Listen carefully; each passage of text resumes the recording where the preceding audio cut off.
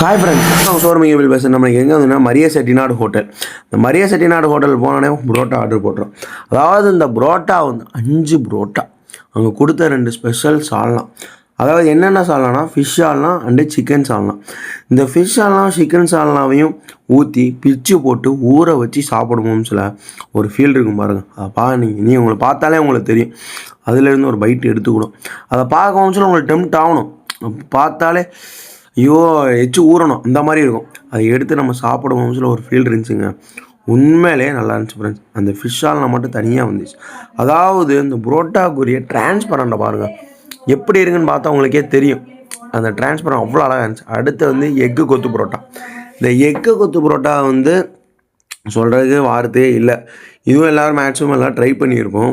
அதாவது இதில் அந்த ஸ்பெஷல் சால்னா மீன் அந்த ஃபிஷ்ஷு சால்னா ஊற்றி கொடுத்தாங்க. அதனால் இதில் எப்படி டேஸ்ட் இருக்குதுன்னு பார்த்து உங்களுக்கு சொல்கிறேன். வாங்க ஒரு பைட் எடுத்து சாப்பிட்டு பார்ப்போம். இதில் வந்து அப்படியே அந்த ஃபிஷ்ஷு சால்னாக்குரிய ஃப்ளேவர் அப்படியே தனியாக காமிக்குது.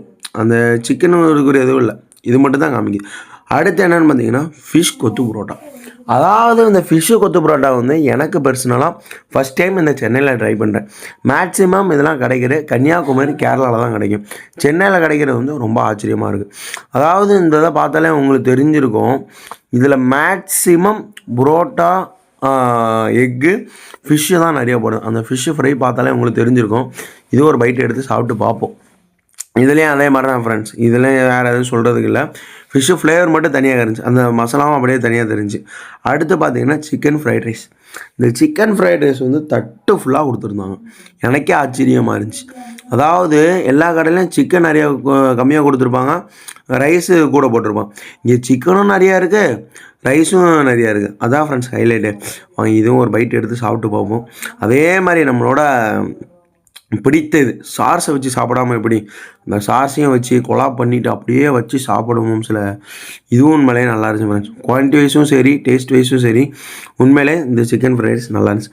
அடுத்து என்ன பார்த்தீங்கன்னா சிக்கன் நூடுல்ஸ். சிக்கன் நூடுல்ஸும் அதே மாதிரி தான் பிளேட்டு ஃபுல்லாக இருந்துச்சு. இதுவும் நம்மளை வந்து எதுவுமே சொல்ல முடியாது. சிக்கனும் நிறையா இருந்துச்சு, நூடுல்ஸும் நிறையா இருந்துச்சு.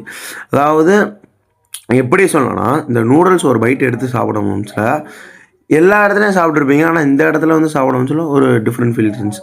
அடுத்து என்ன பார்த்தீங்கன்னா சிக்கன் லாலிபாப். இந்த சிக்கன் லாலிபாப் எல்லாருக்கும் ஃபேவரட்டானதாக தான் இருக்கும். அதில் பெப்பர் பொடி நிறையா போட்டு கொடுத்தாங்க.